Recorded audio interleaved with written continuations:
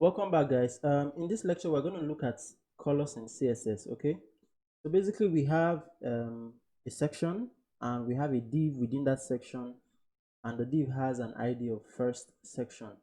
Okay, in our header, we have our style and the first section, but we've deleted, the declarations within this CSS style. So basically, I'm just going to say color and yeah, so basically let's get into the lecture. So there are three kinds of colors in CSS. Okay, so the first is actually representing the color name.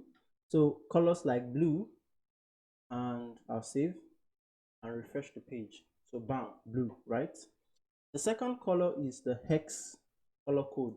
All right, I searched in Google. Let me open this up. So I searched in Google color picker, and then I found this tool. So basically, the first color is the hex color code, or also known as hexadecimal color code. Basically, it begins with a hash symbol and a combination of numbers and letters. So I'm just gonna, to select a color, I'm just gonna, drag my mouse over the color palette, and then I'm gonna copy this.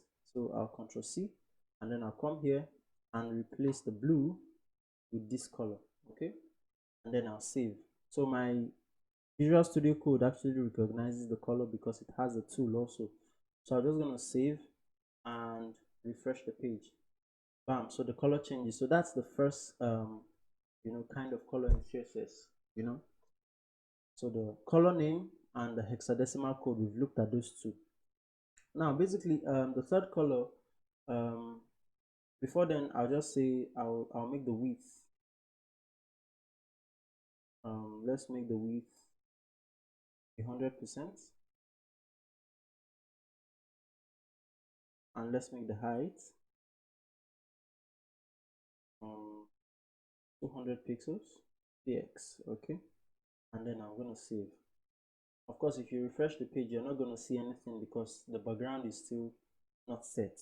So now I'm gonna set the background color. So I'll say background and color. Now the third color notation I would like us to look at is the RGB color. RGB stands for red, green, blue. So permit me to expand my browser. Okay, so now this is the RGB color notation.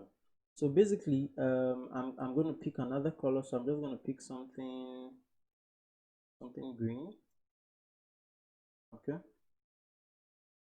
and I'm going to get the RGB value. Okay, so to use this RGB value, basically I'll come here and I'll say RGB. So remember, RGB stands for red, green, blue, and then you open a bracket and paste in whatever color you picked from your color palette. Okay, and then save. Let's go back and refresh our page. So I'll minimize this a little. I'll refresh the page, and as you can see, we have a green background. Remember, we set our height to 100% and our height to 200 pixels and the width to 100%. That's why we have this big background color. So now the last thing I want to show you here is the RGBA notation. So RGBA, the A in the RGB actually stands for alpha, and basically it's just a way to tweak the transparency of the background. So if I add A here, okay, I can then come within the values, add a comma, and specify the transparency of the background. So if you set it to 0, the background is going to be transparent and it won't show. So it's there but it doesn't show. But then if you set it to 1 and save, boom, full transparency, 100% transparency. So basically I'm just going to set the transparency to points. So this is actually 0 points, so 0.3, and then I'll save and refresh. So the color is there, but I mean the transparency is increased. or reduce basically.